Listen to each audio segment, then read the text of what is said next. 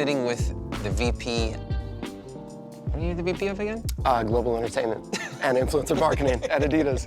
My good friend and the overall know-it-all in footwear, Jon Wexler. I try. Ronnie, Fieg, CEO and founder of Kith. Amazing person, friend, hero in the sneaker industry. And we are here to talk about collaboration, which you have seemingly mastered as you've made Kith into this amazing movement. What's your decision-making process to get to those end partnerships where people actually see the work? When thinking about a partner or a partnership, I think that both partners need to bring something to the table that can create something different, not only in the product itself, but the way that it's communicated and the way that it comes to life. That's interesting because that makes it even more important that you pick the right partners so that it doesn't come off as too pervasive or not meaningful. Exactly. It's rare that you see a one-off project with a partner. And that's always because stepping into any project with a partner, we always want to have the longevity in mind and how it's going to age. So going into any project, it's important for us that the product ages well and can sit in a 10-year, in the 10-year anniversary book that we put together. We've got to be able to flip through that and have like timeless product that we worked on. Some of the earlier works, like first 2 years when we opened Kith, I didn't have that in mind. I'm sure like in the beginning, all you see is what's right in front of you. Exactly. Like you need to get over the hump in the beginning to know that you can manage being successful. Then you start to think about product in a whole different manner. So you have to build an identity for the brand. And the identity for the brand is built in the craftsmanship and the quality of the product that we put out. So it's like applying that same metric to these projects, I think, has helped really make these pieces more and more timeless as we go. What was the first Adidas Kith collaboration? The first project we worked on was the EQT, New York's Bravest. It had that gold with blue hits to represent the NYPD. Right. And we gave some of the proceeds to those that passed in 9/11. So layered. I just think that those meta stories that you tell on top of the product itself, like Kith really has that figured out.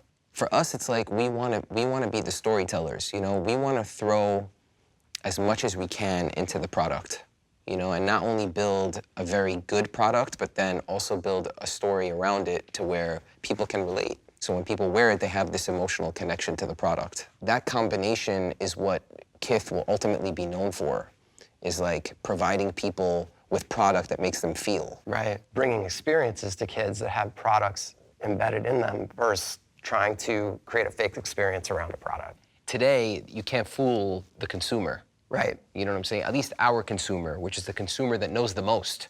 You know what I'm saying? Yeah. So they're most interested in making sure that it's coming from a pure place. Yeah, you missed by a little bit. I'd rather not do something than do something fake that gets recognized for that.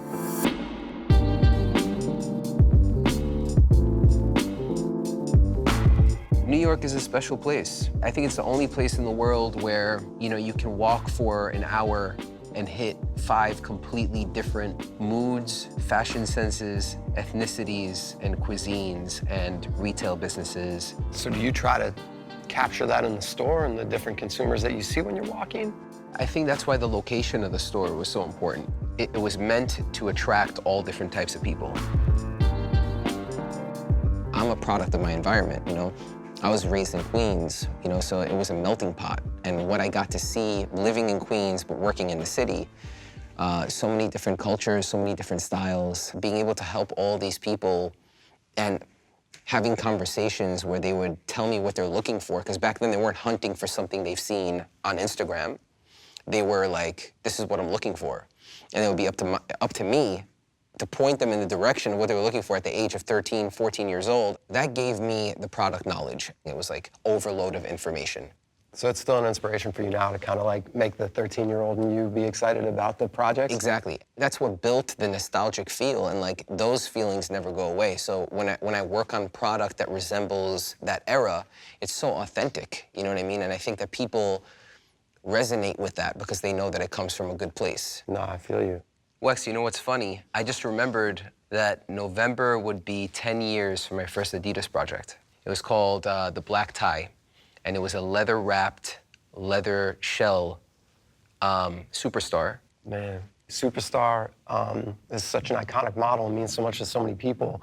But that's the best part, is that by putting a leather wrap on that and leather toe, you up-spec that thing to a work of art. That was the idea. The idea was to elevate it where you could wear it at night with a suit. And it really, with a leather toe and a leather wrap midsole, it looks like a dress shoe. Yeah, yeah. You know what I'm saying? But I wanted to ask you, because back then, that was basically, it wasn't the beginning of Consortium, was from '04, right? Yeah, the first 5 shoes, Consortium was created with the Superstar 35th anniversary. That was when that handshake logo was created and the respect is mutual, all those things, those types of comments about, we want to show respect back to the people who have helped Adidas become who they are.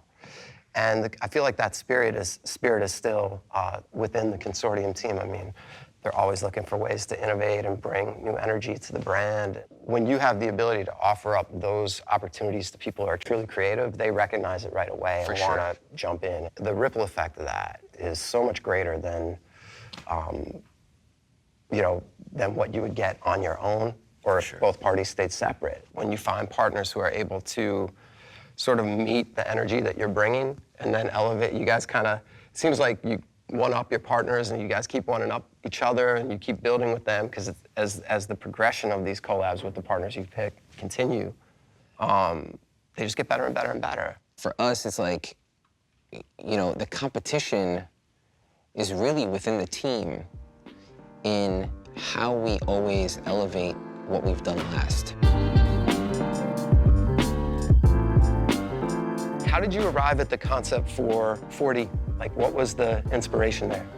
Thinking about a series or showing the mindset of how we got here, it was like the Ultra Boost Mid, which, we helped design that silhouette.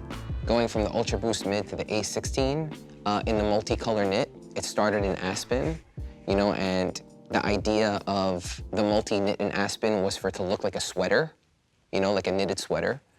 And then taking that to the A16 in soccer, taking that approach and just applying it to another silhouette for another sport, but staying within that same design language, I thought was really cool for people to see. And now, to bring it here, it establishes DNA. You know what I'm saying? It establishes something that we can be known for when working with Adidas. So this, to me, is the ultimate progression and the peak of taking that pattern and that knit, and then, applying it to something that I think Adi has really changed the game. No, it's interesting, because you mentioned craftsmanship earlier, and that was the whole sort of inspiration behind 4D technology, was to raise the level of craftsmanship and tuning for runners. Right. And the design capabilities to design into those, the cushioning technology is definitely that next step forward for the industry.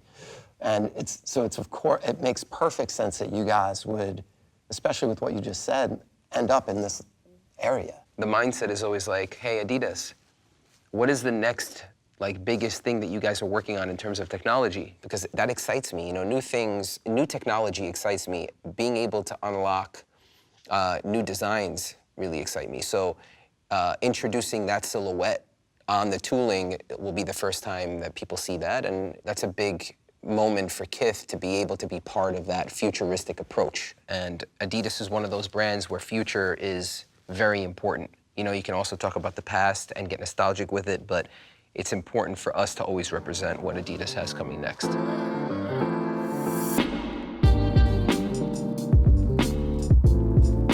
Subscribe now to the Adidas Originals YouTube channel to catch the next Shop Talks episode.